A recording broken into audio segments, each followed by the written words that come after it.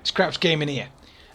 And for only £649.95, $864 or €747, you can purchase yourself an Oculus Rift and enter the world of virtual reality. You could also buy a gaming PC, 3 Xbox Ones, or 2.5 PlayStation 4s. Now, is it just me that looks at the available software for these things and thinks it's possibly the worst investment ever? Now, I don't mean to doomsay or have a go at anyone that might have purchased one of these things, but really, the HTC Vive, as an example, if you want to dance around in your spare room, and oh, by the way, that room needs to be 3 by 3 meters, or 9.8, we'll say 10 by 10 feet of clear space. Who's got a spare room that big? No doubt I'll get comments popping up saying, "Oh yes, I have 8 spare rooms in my house and they're all 9 miles squared." Well, as a preemptive response to that, you must have a massive amount of money.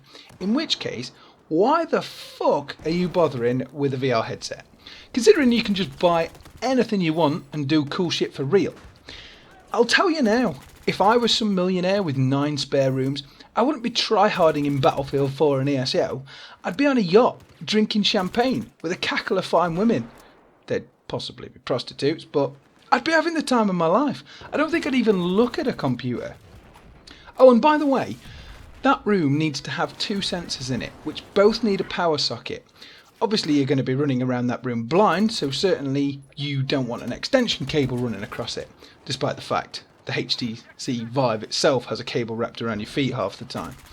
So after you've moved the sofa and coffee table into the garden and taped cardboard over the window, and yes, covering windows is a thing, you can dive into some of that excellent content on offer. You can shoot virtual arrows at stickmen, or pretend you're in a gun range holding a controller that feels nothing like a gun. Continuing on the gun theme, you can't put it into your shoulder to steady it.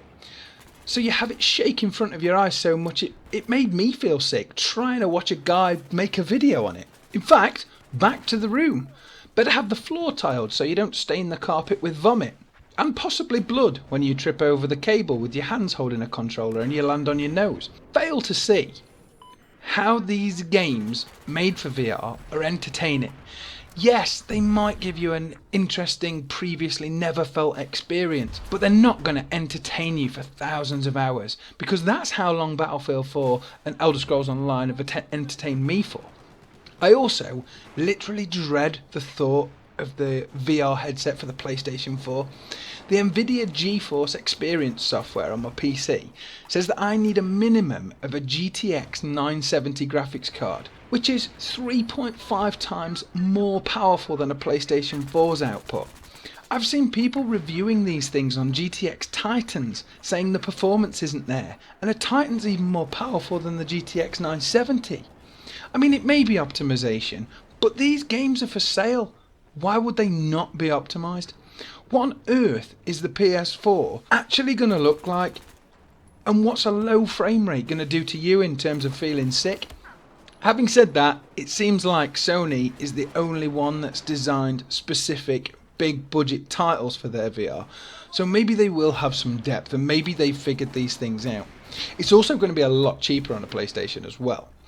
I just have a horrible feeling that buying now is going to see you lose a lot of money and get a weak experience.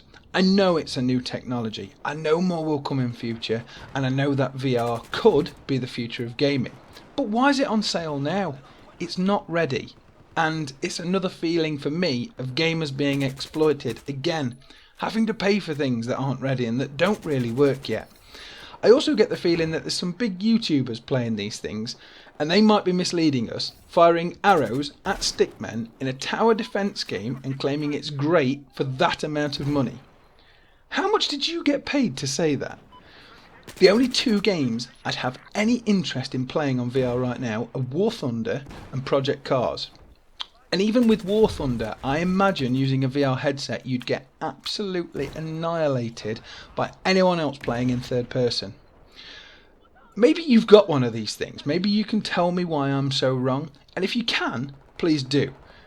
I am a gaming enthusiast and I want to see things move forward, but something about this VR is really irritating me. If you've got any comments whatsoever, please leave them below, and thanks for watching. Have a good day.